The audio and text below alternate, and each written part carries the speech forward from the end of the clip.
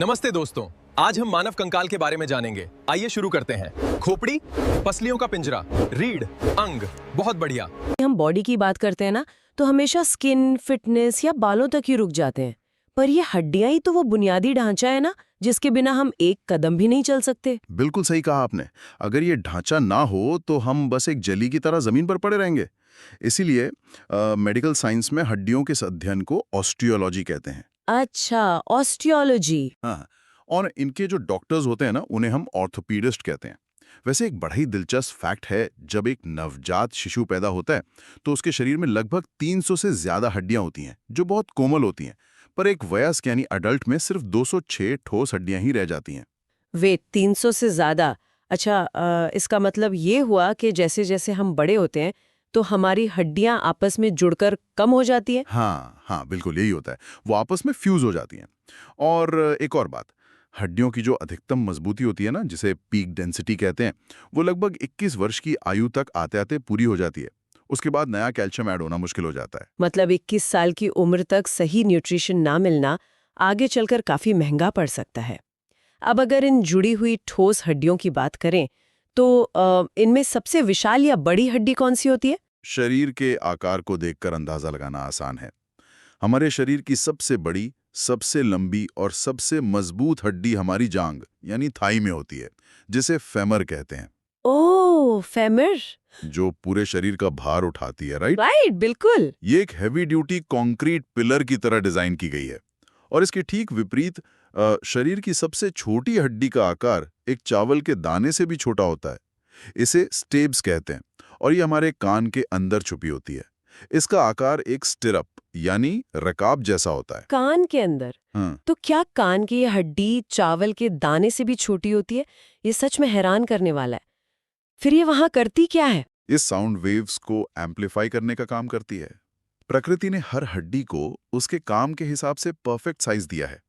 इस इंजीनियरिंग को समझने के लिए उस विशाल फीमर पिलर से थोड़ा नीचे उतरते हैं और घुटने और पैर की हड्डियों पर आते हैं। घुटने के ऊपर एक गोल ढाल जैसी हड्डी होती है, जिसे पटेला या नी कैप कहते हैं। हाँ, वो गोल सी हड्डी जो हम आगे की तरफ महसूस भी कर सकते हैं। एग्जैक्टली। और उसके नीचे पैर में दो मुख्य हड्डियां होती हैं। एक मोटी और बड़ी हड्डी जिसे टिबिया कहते हैं, जो सारा वजन उठाती है।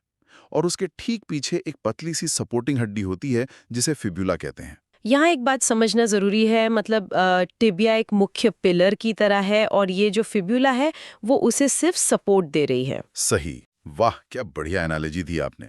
बिल्कुल, फिबुला मुख्य वजन नहीं उठाती, पर एक स्टेबलाइजर का काम करती है। अच्छा, अब एक बहुत ही मजेदार कॉन्सेप्ट पर आते हैं, जहां सब धोखा खा जाते हैं। ये है हमारी सूडोबोन या भ्रमक हड्डी। भ्रामक हड्डी मतलब नाम हड्डी का है पर वो हड्डी नहीं है। हाँ, कभी कोहनी किसी डेस्क या दीवान से टकराती है तो एक करंट जैसा झटका लगता है ना, जिसे आम बोलचाल में हम सब फनी बोन कहते हैं। अरे हाँ, वो झटका बड़ा अजीब और तेज होता है। हंसी तो बिल्कुल नहीं आती उसमें। तो क्या वो हड्डी नहीं है? नहीं, वो बिल्कुल हड्डी नहीं है। वो असल में अल्नार नर्व नाम की एक नस है। जब वो नस स्किन और हड्डी के बीच दबती है ना, तो दिमाग को डायरेक्ट इलेक्ट्रिकल झटका महसूस होता है। मतलब हम जीवन भर इसे हड्डी समझते रहे और ये एक भ्रामक नाम यानी सूडोबोन निकली। गजब है। ये बड़ी आम गलतफहमी है। चलिए अब सीधे खोपड़ी यानी स्कल की हड्डियों की तरफ बढ़ते हैं। खोपड़ी में कुल 28 हड्डियां होती हैं। 28? एक ही जगह इतनी सारी? ये अलग अलग कैसे होती हैं? इसे 3 हिस्सों में बांट सकते हैं। पहला हमारा कपाल यानी क्रेनियम, जिसमें 8 हड्डियां होती हैं। इसे एक तरह से ब्रेन हेलमेट कह सकते हैं। दूसरा चेहरे का हिस्सा, जिसमें 14 हड्डियां हैं। और तीसरा कान, जिसमें दोनों तरफ 3-3 यानी कुल 6 हड्डियां होती हैं। एक सेकंड, ये जो आपने ब्रेन हेलमेट वर्ड बोला, इस पर थोड़ा ध्यान देते हैं।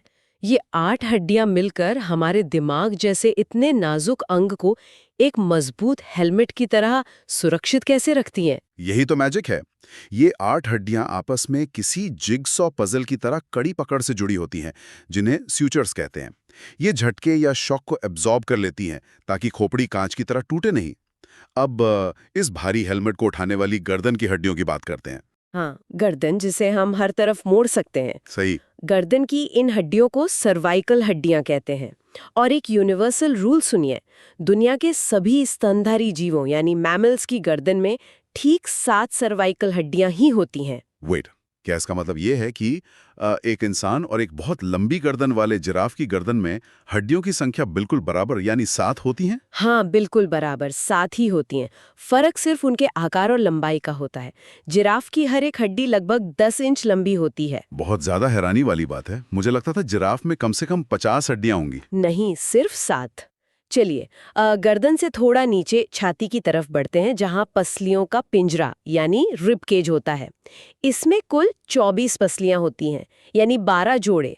पहले 7 जोड़े ट्रू रिब्स कहलाते हैं, जो छाती की मुख्य सेंट्रल हड्डी से सीधे जुड़ते हैं। ओके, और बाकी के 5 जोड़े? अगले 3 जोड़े फॉल्स रिब्स होते हैं, क्योंकि ये सीधे ना जुड़कर 7वीं पसली के सहारे जुड़ते हैं। और सबसे अजीब है आखिरी 2 जोड़े, जिन्हें फ्लोटिंग रिब्स कहते हैं। ये हवा में तैरते हैं और सिर्फ पीछे रीढ़ की हड्डी से जुड़े होते हैं। अच्छा, ये हवा में तैरते रहते हैं? इसका मतलब ये आगे से खुले होते हैं ताकि हमारे फेफड़ों को फैलने के लिए पूरी जगह मिल सके? बिल्कुल सही पकड़ा आपने। फ्लेक्सिबिलिटी और सांस लेने के लिए वो ओपन स्पेस बहुत ज़रूरी है। और हाँ, ये सारी पसलियां पीछे जिस आधार से जुड़ी है ना, वो है हमारी रीढ़ की हड्डी या स्पाइन।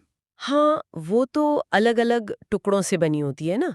हम उसे गलती से एक लंबी हड्डी बोल देते हैं। सही कहा। ये वर्टिब्रे नामक छोटी छल्लेदार यानी रिंग टाइप हड्डियों से बनी होती है। एक शिशु में ऐसी 31 हड्डियां होती हैं, जो वयस्क होने पर आपस में फ्यूज होकर 26 रह जाती हैं। इसको हम दूसरी स्लाइड वाले नवजात शिशु और वयस्क के कॉन्सेप्ट से जोड़ सकते हैं। यहाँ भी उम्र के साथ हड्डियों का फ्यूजन दिखाई दे रहा है। एग्जैक्टली, आपने बिल्कुल सही लिंक किया।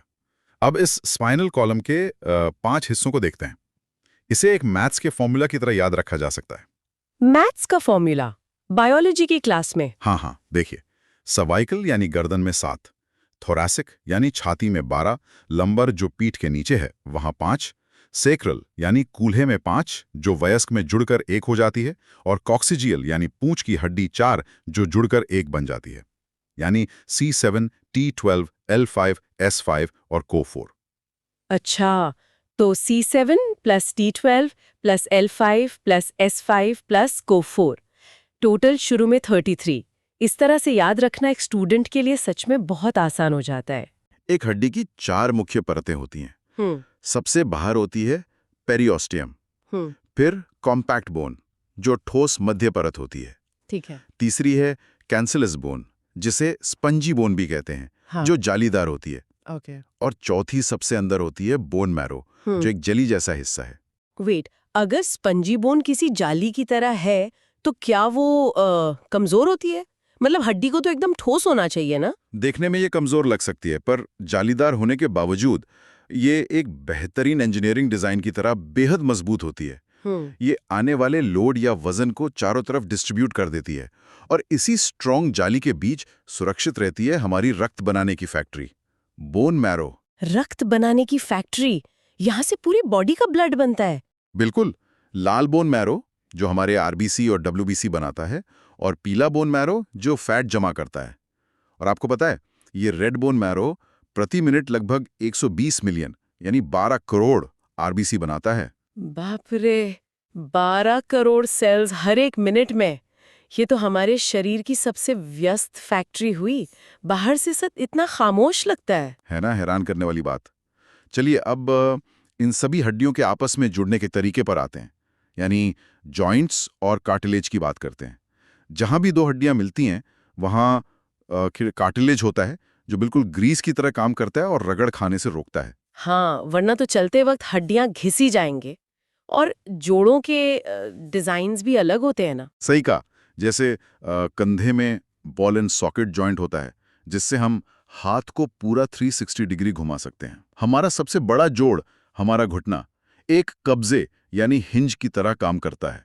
और सबसे छोटा जोड़ कान के अंदर होता है, जिसे इंकुडोस्टेपेडियल जॉइंट कहते हैं। अच्छा, तो कार्टिलेज बिल्कुल मशीनों में इस्तेमाल होने वाले तेल या ग्रीस की तरह है, जो पुर्जों को घिसने से बचाता है, और जब ये घिस जाता है तब शायद दर्द शुरू होता होगा। आपने बिल्कुल ठीक एनालाइज किया।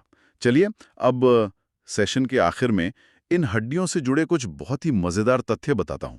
पता है, पूरे शरीर का लगभग 15% वजन सिर्फ इन हड्डियों का होता है। ओह, देखा जाए तो लगता था शायद और भी ज्यादा होगा वजन। हाँ, और हमारी सबसे नाजुक हड्डियां हमारे पैर की उंगलियां यानी टो बोन्स की होती हैं। पर सबसे जादू की बात सुनिए, हमारे एक हाथ में 27 हड्डियां होती हैं और एक पैर में 26। यानी शरीर की 50% से ज्यादा हड्डियां केवल हमारे हाथों और पैरों में ही होती हैं। मतलब हमारे शरीर की आधी से ज्यादा हड्डियां सिर्फ हमारे हाथों और पैरों के छोटे से हिस्से में जमा हैं, ताकि हम इतने सारे बारीक काम कर सकें। Mind blowing. बिल्कुल। पर इन सब के साथ हमें इनकी सुरक्षा का भी ध्यान रखना होता है। एंड में एक बीमारी का जिक्र करना जरूरी है, ऑस्टियोपोरोसिस। इसमें कैल्शियम की कमी से हड्डियां खोखली और कमजोर हो जाती हैं और आसानी से फ्रैक्चर हो सकती हैं। हाँ, और इसीलिए शुरुआत में आपने जो पीक डेंसिटी और 21 साल वाली बात की थी, वो यहाँ बहुत रेलेवेंट हो जाती है। खैर, आज की इस पूरी चर्चा के बाद मैं तो अपने हाथों को देख रही हूँ और सोच रही हूँ कि कितनी कॉम्प्लेक्सिटी छिपी है इनमें। सच में, इन सब फैक्ट्स और मैकेनिक्स ने मुझे अपनी ही बॉडी को देखने का एक नया और गहरा नजरिया दे दिया है। एकदम मास्टरपीस ऑफ इंजीनियरिंग। सच में कमाल है। थैंक यू इस ऑडियो सेशन को सुनने के लिए।